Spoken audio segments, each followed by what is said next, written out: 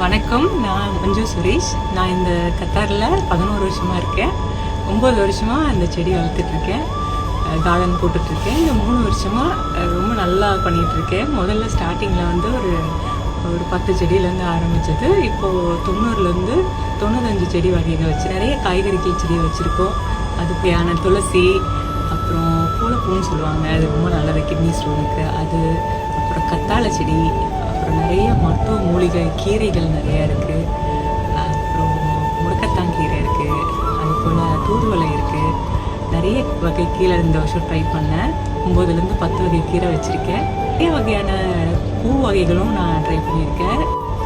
எங்கள் வீட்டில் நிறைய வகையான குருவிகள்லாம் வந்து செல்வது, அதோட சத்தங்க அதெல்லாம் காலையில் ரொம்ப இனிமையாக இருக்கும்.